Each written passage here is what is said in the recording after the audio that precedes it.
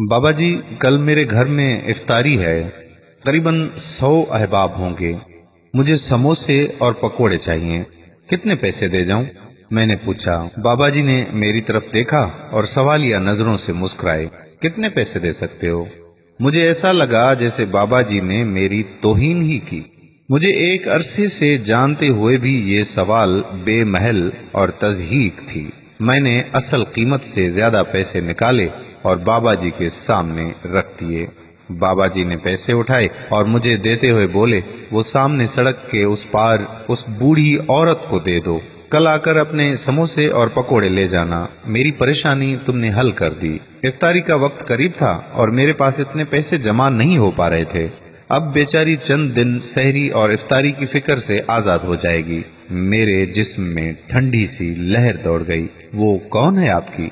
मैंने पूछा। मेरे मुंह से बेइख्तियार सवाल निकला। बाबा जी तप गए। वो मेरी माँ है, बेटी है और बहन है। तुम पैसे वाले क्या जानो, रिश्ते क्या होते हैं? जिन्हें इंसानियत की पहचान नहीं रही, उन्हें रिश्तों का भरम कैसे होगा? पिछले 3 घंटे से खड़ी है, ना मांग रही है और ना कोई दे रहा है। तुम लोग भूखा रहने को रोजा समझते हो और पेट भरे रिश्तों को इफ्तार करा के समझते हो सवाब कमा लिया। अगर रोजा रख के भी एहसास नहीं जागा तो ये रोजा नहीं, सिर्फ भूख है, भूख जनाब।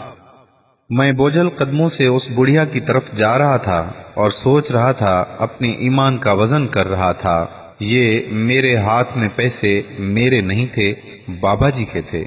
मेरे पैसे तो रिश्तों को इस्तवार कर रहे थे। बाबा जी के पैसे अल्लाह की रजा को हासिल करने जा रहे थे। मैं सोच रहा था कि इस बुढ़िया में माँ, बहन और बेटी मुझे क्यों दिखाई नहीं दी। ऐ काश मैं भी बाबा जी की आंख से देखता। ऐ काश तमाम साहिबान हैसियत भी उसी आंख के मालिक होते। ऐ काश के साथ बेशुमार तमन्नाएं मेरा पीछा कर रही थीं। इस वीडियो को जरूर शेयर करें। हो सकता है आपके एक शेयर से ये बात किसी के दिल में उतर जाए। अगर अभी तक आपने हमारा पेज और चैनल प्यारा इस्लाम ज्वाइन नहीं किया तो अभी ज्वाइन करें, ताकि ऐसी मालूमाती और दिलचस्प वीडियोस आप तक पहुंचती रहें। जज़ाकल्लाह। अस्सलामु अलैकुम व रहमतुल्लाहि व बरकातहू।